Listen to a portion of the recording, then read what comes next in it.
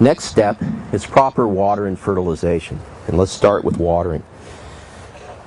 Usually when you read rose books or you look at directions for roses, they talk about, well, a rose needs about an inch of water a week. And that really isn't very helpful.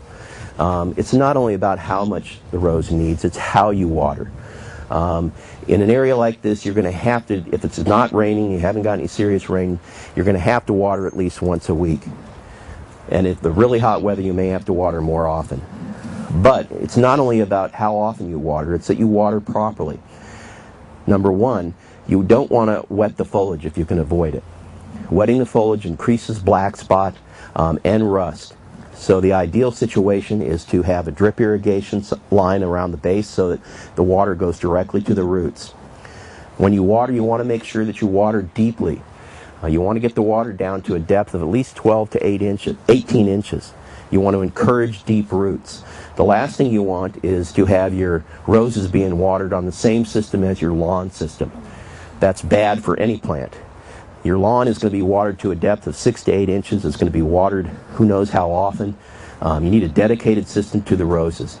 And then the other thing is mulch, mulch, mulch. Mulch with organic matter. Make sure that'll encourage, cool the soil, reduce evaporation, and reduce weeds. And I talked a little bit briefly about these shrub roses, and I'll talk a little more about those, and the ground cover roses.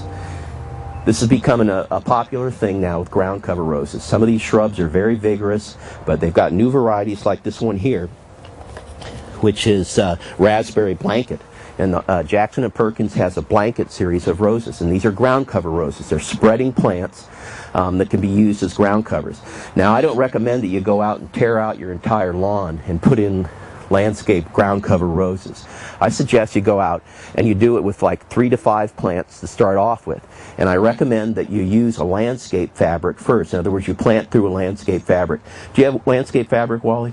Okay, and because the last thing you want to do is plant a bunch of roses and have to go out there and hand weed among the thorns. So put down a landscape fabric, and what that is the material that will keep the weeds down, allows water to go through. And so on top of that, you put your drip irrigation lines, and then on top of that, you put an organic mulch. So basically now what you've got is you're keeping the weeds down, you're allowing those roses to spread, and they'll grow much better. They don't need to be pruned. Some people don't prune them at all. Some people just lightly shear them, and we'll talk a little bit about pruning because that's one of the great advantages of the new shrub roses. Okay, so we talked about watering, proper watering. You're going to try to keep the foliage dry. You're going to water deeply to encourage deep roots, and you're also going to mulch thoroughly. 2 to 3 inches of organic mulch. Make sure you renew it over the season because it breaks down. Fertilizer. Roses are heavy feeders. They need to be fertilized on a regular basis. This is probably the mistake that most people make, especially beginners with their roses. They go, oh yeah, sure, the roses don't bloom all summer. And even my shrub roses, even my knockout stalls, they need to be fed on a regular basis of about every 4 to 6 weeks. Starting, when they're just starting to break out now, and continuing all the way into October or September. You push that growth, that's what results in more flowers. So you got to keep those things growing.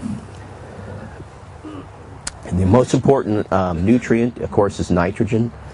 But if you're growing roses in pots, you'll need some other nutrients, and I'll talk about that. To me, it's not that important what type of fertilizer you're using. There's a lot of different organic types you can use. From fish emulsion to alfalfa tablets, if you want to go that route. The important thing, if you want an organic garden, the hard part about organic garden and using organic fertilizers is, timing the applications, because those types of nitrogen, the release of that type of nitrogen is based on soil temperatures and soil conditions. So you kind of got to play with it a little bit. But fertilize every 4 to 6 weeks, and you're going to see a big difference in the amount of blooms that you have.